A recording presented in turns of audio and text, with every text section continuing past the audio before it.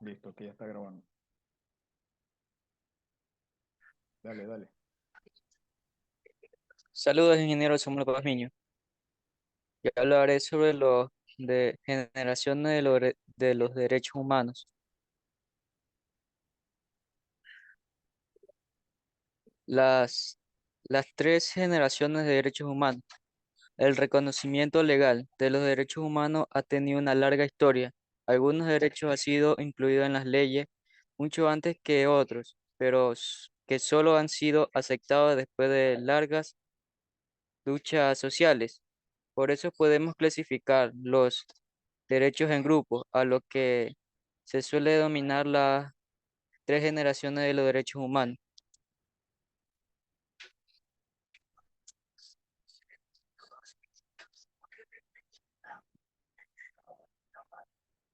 La primera generación. La primera generación incluye los derechos civiles y políticos. Estos derechos fueron los primeros en ser reconocidos legalmente a finales del siglo XVIII, en la independencia de Estados Unidos y en la Revolución Francesa. Se trata de derechos que tratan de garantizar la libertad de las personas. La función principal de estos derechos es limitar la acción del poder, garantizar la participación política de los ciudadanos. Ejemplo, derechos civiles son derechos a la vida, a la libertad, a la seguridad y a la propiedad. Derecho político, derecho al voto, a la asociación y a la huelga. Segunda generación. La segunda generación recoge los derechos económicos, sociales, culturales. Estos derechos fueron incorporados poco a poco en la legislación a finales del siglo XIX y durante el siglo XX. El valor que defienden es la igualdad. La función principal es garantizar una condición de vida digna para todos. Ejemplo, derecho a la salud, a la educación, al trabajo, a una vivienda digna. Tercera generación. La tercera generación de derechos ha ido incorporándose a las leyes a finales del siglo XX y comienzos del siglo XXI. Pretende fomentar la solidaridad entre los pueblos y las personas de todo el mundo. Valor que defienden es la solidaridad. Función principal, promover las relaciones pacíficas y constructivas. Ejemplo, derecho a un medio ambiente limpio, a la paz y al desarrollo. Gracias. Buenas tardes. Mi tema es derecho y relación entre individuos sociales y poder político. Los derechos son aquellos principios y normas que generalizan la libertad y igualdad de las personas ante la ley y frente de la sociedad. Estos derechos pueden ser fundamentales, civiles, políticos, sociales, culturales, económicos y están reconocidos en la mayoría de las constituciones y tratados internacionales. En cuanto a la relación entre individuos sociales, poder político, podemos decir que los individuos forman parte de la sociedad y que ésta se organiza mediante el poder político.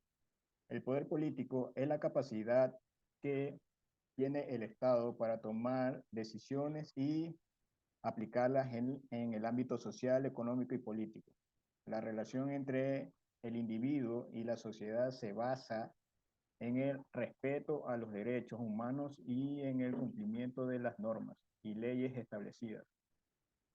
El individuo tiene derechos y deberes que deben ser respetados y protegidos por la sociedad y el Estado, mientras que la sociedad tiene la responsabilidad de promover el bienestar de todos sus miembros. Por otro lado, la relación entre la sociedad y el poder político se basa en el principio de la soberanía popular, que establece que el poder amana del pueblo y que éste tiene el derecho y el deber de participar en la toma de decisiones políticas a través de mecanismos democráticos. El poder político debe ser utilizado para el bien común y para proteger los derechos de los ciudadanos, y no para favorecer intereses particulares o de grupos. Muchas gracias.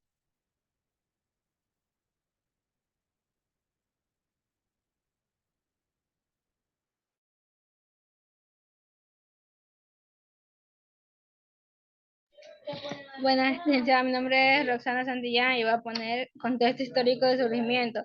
El contexto histórico de surgimiento es un conjunto de circunstancias de la historia en la que se producen hechos de modo emergente, un tipo de influencia sobre ese tema también se conoce marco histórico o marco histórico de referencia. La función del contexto histórico es brindar información sobre los aspectos materiales, sociales, culturales de la historia, de la influencia de un hecho, fenómeno o sujeto.